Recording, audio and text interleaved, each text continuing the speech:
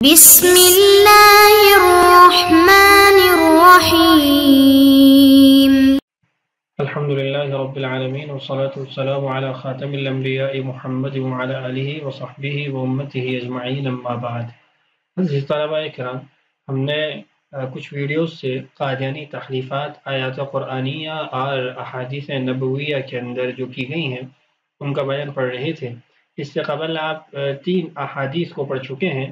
آج ہم حدیث نمبر 4 جس کے اندر قادیانی تحریف کر کے مرزا غلام احمد قادیانی کے لیے دروازہ نبوت کھولنے کی کوشش کرتے ہیں اس کو پڑھیں گے۔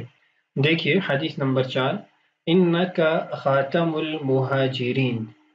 قادیانی کہتے ہیں کہ حضور صلی اللہ علیہ وسلم نے اپنے چچا حضرت عباس رضی اللہ عنہ سے فرمایا، اطمئن یا عمو، عباس رضی اللہ عنہ سے مراد ہے، فإنك خاتم المہاجرین فی الہجرت کما انا خاتم النبیین فی النبوۃ، کہ آپ صلی اللہ علیہ وسلم نے حضرت عباس رضی اللہ عنہ سے فرمایا کہ چچا اطمینان رکھیے، بے شک آپ مہاجرین کے خاتم ہیں ہجرت کے معاملے میں جیسے میں نبوت کے معاملے میں خاتم ہوں۔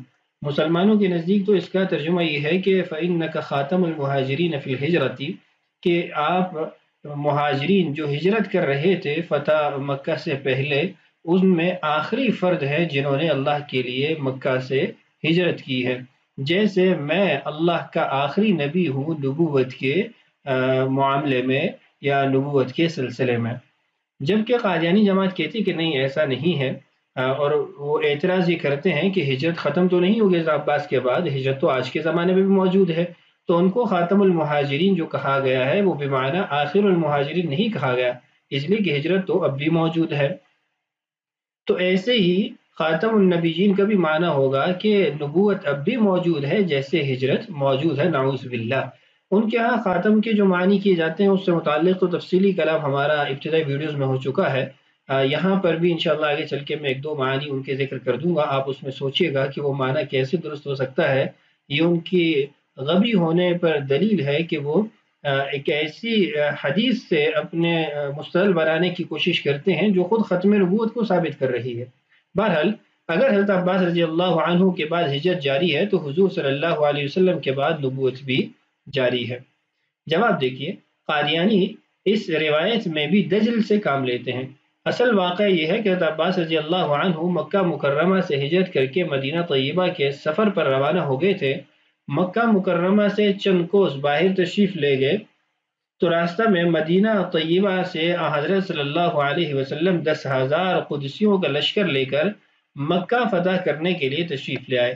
راستے میں ملاقات ہوئی تو حضرت عباس رضی اللہ عنہ کو افسوس ہوا کہ میں ہجرت کی سعادت سے محروم رہا۔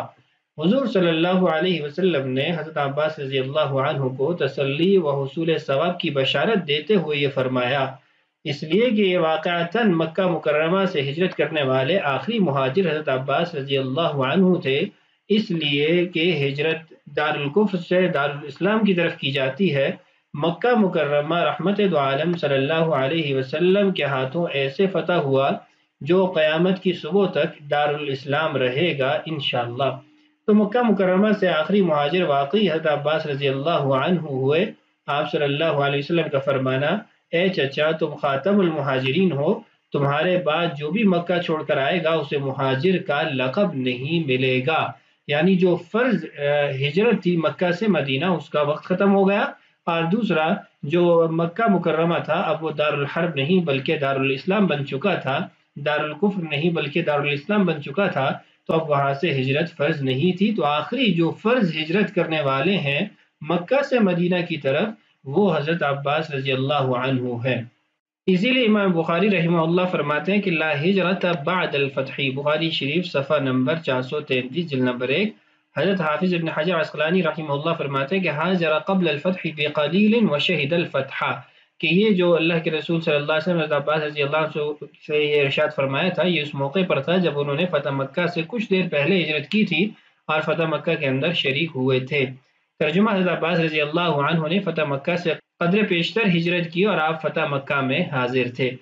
یہ جو آپ نے پڑھا لا ہجرت بعد الفتح، یہ مکمل روایت کچھ یوں ہے کہ مجاشع بن مسعود رضی اللہ عنہ فرماتے ہیں کہ وہ اپنے بھائی مجالد بن مسعود کو لے کر رسول اللہ صلی اللہ علیہ وسلم کے پاس حاضر ہوئے اور عرض کی کہ یہ مجالد ہے، آپ سے ہجرت پر بیعت کرنا چاہتے ہیں؟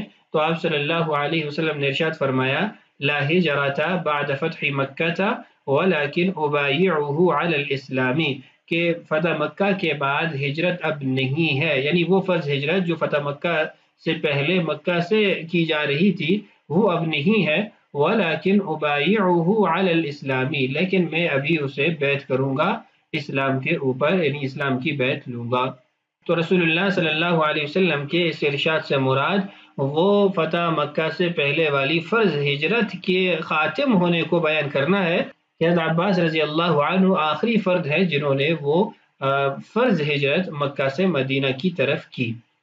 بہرحال یہاں پر وہ بات بھی عرض کر دوں کہ جو مرزا غلام احمد قادیانی کی جماعت کی طرف سے تحریف کی جاتی ہے اور الٹا انہی کے سر بات پڑ جاتی ہے کہ اگر ان کی تحریفات کے مطابق ترجمہ کیا جائے، مثال کے طور پہ وہ کہتے ہیں کہ خاتم کا معنی افضل ہے، تو پھر انکا خاتم المہاجرین کا مطلب بنے گا انکا افضل المہاجرین، جبکہ مہاجرین کے اندر رسول اللہ صلی اللہ علیہ وسلم کی ذات اقدس بھی موجود ہے۔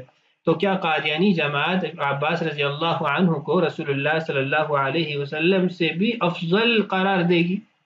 دوسرا، اگر آپ کہتے ہیں کہ خاتم بمعنی مہر ہے، اور مہر آپ کہتے ہیں کہ جس کو بھی لگائیں گے وہ آگے وہی چیز بن جائے گی، نعوذ باللہ کہ خاتم النبیین کا مطلب یہ ہے کہ نبیوں کی مہر، جس کو آپ مہر لگائیں گے وہ نبی بن جائے گا، تو انکا خاتم المہاجرین کا کیا مطلب ہے کہ جس کو عباس رضی اللہ عنہ مہر لگائیں گے وہ مہاجر بن جائے گا؟ تو یہ جو تحریفات آپ کر رہے ہیں اور اپنا مستدل بنانے کی کوشش کر رہے ہیں، یہ تو بجائے اس کے کہ آپ کے حق میں دلیل جائے یا آپ کے خلاف دلیل قائم ہو رہی ہے۔ تو اس لیے یہ مسلمانوں کا مستدل ہے رسول اللہ صلی اللہ علیہ وسلم کی ختم نبوت کے عقیدے کو ثابت کرنے کے لیے، نہ یہ کہ قادیانی اس حدیث سے استدلال کر کے اپنا باطل عقیدہ اور نظریہ ثابت کر سکیں۔ اس کے بعد حدیث نمبر 5 ہے۔ حدیث نمبر 5 میں روایت ہے ابو بکر خیر الناس، قادیانی کہتے ہیں کہ ابو بکر خیر الناس الا ان یکون نبی، ابو بکر تمام لوگوں سے افضل ہے مگر یہ کہ کوئی نبی ہو، اس سے معلوم ہوا کہ نبوت جاری ہے۔ قادیانیوں نے کیسے اس نص سے ثابت کیا، پہلے اس کو واضح کر دیتا ہوں، پھر اس کے بعد اس روایت کے متعلق بات کرتے ہیں۔ قادیانی الناس سے مراد وہ امت محمدیہ مراد لیتے ہیں، ابو بکر خیر امت محمد الا یکون النبی فیہم، یہ یعنی وہ مفہوم بناتے ہیں اس روایت سے۔ پہلے ہم اس روایت کی سند پہ بات کرتے ہیں، اس کے بعد پھر ہم اس روایت کے متن پہ بات کریں گے۔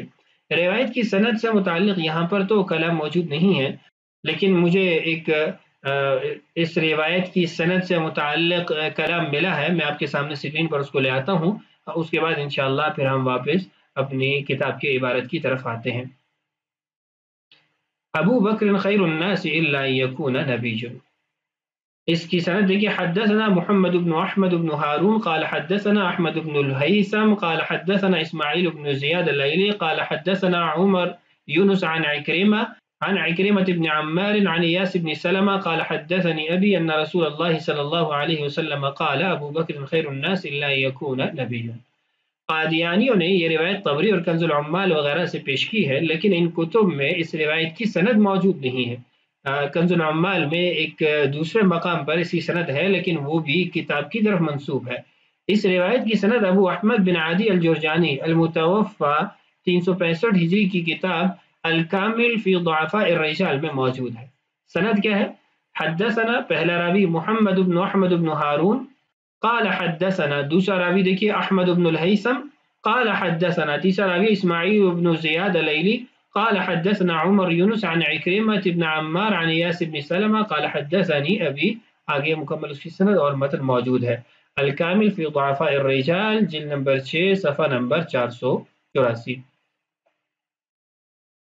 اب روات سے متعلق کلام دیکھیے، اس کی سند میں پہلا راوی ہے محمد بن احمد بن ہارون۔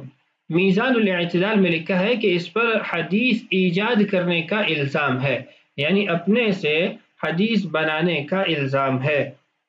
میزان الاعتدال جلد 6 صفحہ نمبر 76 اردو ترجمہ، اور میزان الاعتدال جلد 3 صفحہ نمبر 459 عربی جو نسخہ ہے اس کے مطابق۔ میزان الاعتدال فی نقد الرجال، یہ علامہ ذہبی رحمہ اللہ کی کتاب ہے، جن کی وفات 748 ہجری کی ہے۔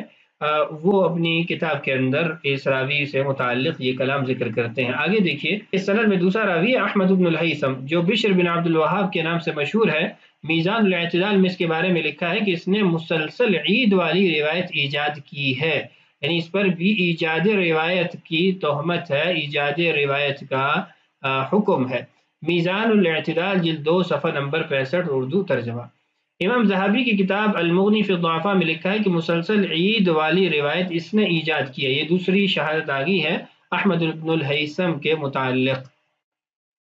اس کے بعد اس سند کا تیسرا راوی اسماعیل بن زیاد ہے۔ میزان الاعتدال میں لکھا ہے کہ یہ پتہ نہیں چل سکا کہ یہ کون ہے، یعنی راوی ہی مجہول ہے۔ میزان الاعتدال جلد 1 صفحہ نمبر 314-313۔ امام ابن ابی حاتم نے اسے مجہول لکھا ہے، الجرح والتعدیل لابن ابی حاتم جلد 2 صفحہ نمبر 170۔ تو خلاصہ یہ ہوا کہ یہ روایت شدید ضعیف ہے، اس کے تینوں راویوں پر جرح ہوئی ہے۔ 2 راوی تو حدیث کو ایجاد کرنے اور وضع کرنے سے متہم ہے، اور تیسرا راوی بھی مجہول ہے۔ قادیانیوں نے جو یہ روایت پیش کی ہے، محدثین نے اس کو لکھنے کے بعد لکھا ہے ھذا الحدیث احد ما انکر، یہ منکر روایات میں سے ہے۔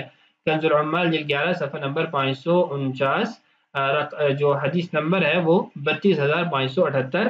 ھذا الحدیث احد ما انکر کا حکم وہاں پر موجود ہے، لیکن قادیانی پورا جو آگے کلام ہے اس کو ذکر نہیں کرتے۔ کچھ محدثین نے اس حدیث پر وضع کا حکم بھی لگایا ہے کہ یہ حدیث موضوع ہے۔ تو چند باتیں متفرق آپ کے سامنے آ گئی ہیں، اس سے آپ کو اندازہ ہو گیا ہوگا کہ جس حدیث سے وہ استدلال کرنا چاہ رہے ہیں وہ حدیث سند کے اعتبار سے کتنی کمزور ہے۔ اب آئیے کتاب کے جوابات کی طرف۔ جواب نمبر 1، یہ روایت کنز العمال جلد 11 صفحہ نمبر 543 حدیث نمبر 32574 کی ہے۔ اس کے آگے ہی لکھا ہے ھذا الحدیث واحد ما انکر، یہ ان روایات میں سے ہے جن پر انکار کیا، یعنی منکر روایات میں سے ہے۔ تو ایسے منکر جو روایت ہو اس سے عقیدے کے لیے استدلال کرنا قادیانی دجل کا شاہکار ہے۔ ما قبل آپ کو وہ بحث بتا دی تھی کہ اگر حدیث صحیح بھی ہو لیکن خبر واحد ہو تو اس سے عقیدہ ثابت نہیں ہو سکتا، خاص طور پہ ایسا عقیدہ جس کا انکار کفر ہو۔ تو ایک منکر روایت سے مرزا غلام محمد قادیانی کی جماعت ہی عقیدے کو ثابت کر سکتی ہے، اور کوئی نہیں کر سکتا۔ دوسرا جواب دیکھیے، کنز العمال جلد 11 صفحہ نمبر 546 حدیث نمبر 32564 پر حضرت انس بن مالک رضی اللہ عنہ سے مروی ہے، ما اصحاب النبی والمرسلین اجمعین ولا صاحب یاسین افضل من ابی بکر، رحمت دو عالم صلی اللہ علیہ وسلم سمیت تمام انبیاء اور رسول کے صحابہ رضی اللہ عنہم سے ابو بکر صدیق رضی اللہ عنہ افضل ہے۔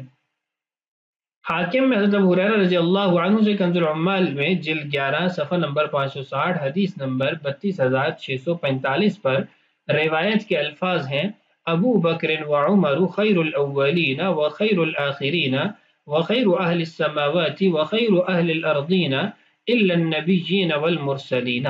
ترجمہ، زمین و آسمانوں کے تمام اولین و آخرین میں سوائے انبیاء و مرسلین کے باقی سب سے ابو بکر و عمر رضی اللہ عنہما افضل ہیں۔ ان روایات کو سامنے رکھیں تو مطلب واضح ہے کہ انبیاء اکرام علیہم الصلوات و تسلیمات کے علاوہ حضرت ابو بکر رضی اللہ عنہ باقی سب سے افضل ہیں۔ یہ جو اوپر روایت آپ اس کے اندر اگر غور کریں تو ابو بکر خیر الناس، اب یہاں پر الناس سے مراد امت محمدیہ نہیں ہے، کلمہ کا عموم بھی یہی بتا رہا ہے کہ اس سے ساری انسانیت مراد ہے، اور نیچے جو 2 روایات آپ کے سامنے ذکر کی گئی ہیں ان سے بھی یہی معلوم ہوتا ہے کہ اس سے مراد تمام کے تمام لوگ ہیں۔ تو جب تمام کے تمام لوگ اس سے مراد ہیں تو مفہوم کیا نکلے گا کہ ابو بکر خیر الناس الا الانبیاء، کہ ابو بکر تمام کے تمام لوگوں سے سوائے انبیاء کے افضل اور اعلیٰ ہیں، ان سے بلند مقام ہے۔ تو اس سے مراد پھر تمام امتیں ہو جائیں گی، اور الا یکون نبی سے مراد سابقہ انبیاء ہیں، رسول اللہ صلی اللہ علیہ وسلم کی بعثت سے قبل کے انبیاء ہیں۔ تو ہم نے جو یہ ہمارا حدیث کا اور آیات کا سلسلہ تھا، 5 آیات تھیں اور 5 روایات تھیں جن کے اندر قادیانی جماعت تحریف کرتی ہے، اس سے ایک نموذج آپ کو دکھایا گیا ہے، ایک جھلک دکھائی گئی ہے۔ آپ تفصیلی طور پر اگر ان آیات کو پڑھنا چاہیں، احادیث کو پڑھنا چاہیں، تو آپ قادیانی شبہات کے جوابات کامل اس کے اندر تفصیلی طور پر پڑھ سکتے ہیں۔ تقریباً یہ 750 صفحات پر مشتمل کتاب ہے۔